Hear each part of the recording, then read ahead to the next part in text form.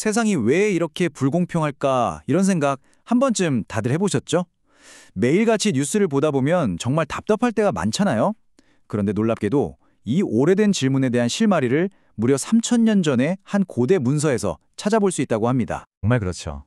뉴스를 켜면 부패, 착취, 온갖 나쁜 소식들로 가득하고 사실 우리 주변만 둘러봐도 억울한 일들이 너무 많잖아요. 이런 끝도 없는 불의를 보고 있으면 정말 무력해지기도 하고요. 대체 이 세상을 어떻게 이해하고 받아들여야 하는 걸까요? 네, 바로 3000년 전에 기록된 지혜, 전도서가 이 문제랑 정면으로 딱 마주하고 있습니다. 자, 이 고대의 목소리가 오늘 우리에게 어떤 이야기를 들려줄지 한번 귀 기울여 보죠. 전도서는요, 아주 냉정하게 딱 진단부터 합니다. 이 세상은 힘없는 사람들이 억압받는 곳이라고요. 그들이 눈물을 흘려도 아무도 닦아주지 않는 그런 현실을 그냥 날 것 그대로 보여주는 거죠. 거기서 그치지 않아요. 힘 있는 사람들은 자기 지위를 이용해서 약한 사람들을 그냥 짓밟아 버립니다. 전도서는 이걸 사회 전체를 병들게 만드는 뭐랄까 구조적인 폭력이라고까지 이야기하고 있어요.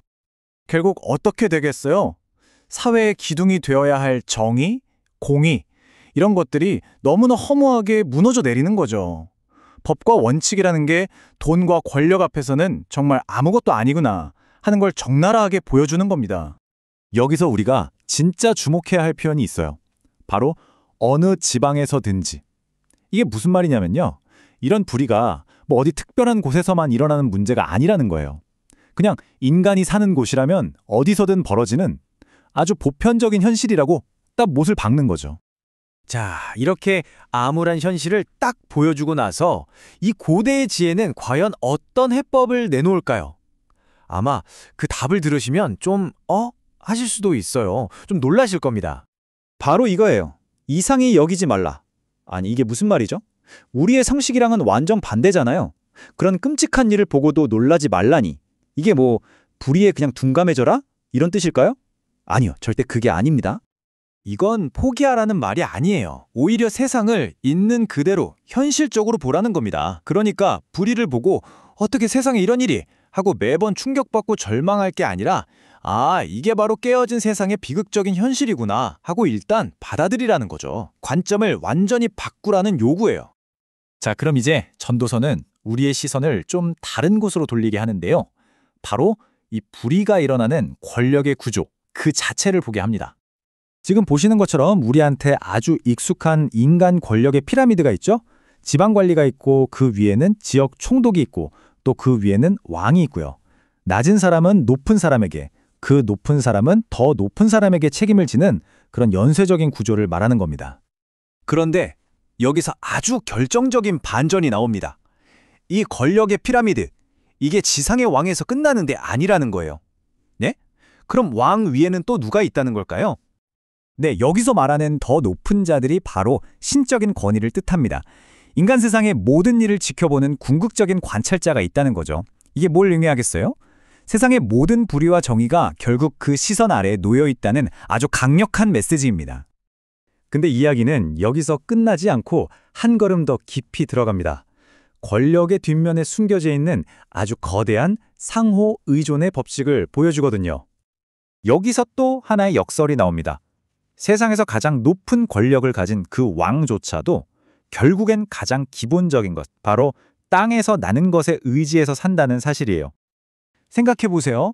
아무리 대단한 왕이라도 본을 먹고 살 수는 없잖아요. 결국 농부가 땀 흘려 일군 밭에서 나온 걸 먹어야 살 수 있는 겁니다. 전도서는 바로 이 지점을 파고들어요. 권력이라는 게 결국 한계가 있고 그 위에 보이지 않는 더 큰 질서가 있다는 걸 보여주는 거죠. 이게 바로 근본적인 평등을 말하는 겁니다. 그러니까 사회적인 지위나 재산이 어떻든 간에 우리 모두를 똑같이 묶어두는 절대적인 현실이 있다는 거죠. 예를 들면 아무리 대단한 권력자라도 하루는 똑같이 24시간이잖아요. 언젠가는 죽음을 맞이해야 하고 또 매일 밥 먹고 잠자야 하는 것처럼요. 인간이라는 이 근본적인 한계 앞에서는 결국 모두가 평등하다. 이 말입니다.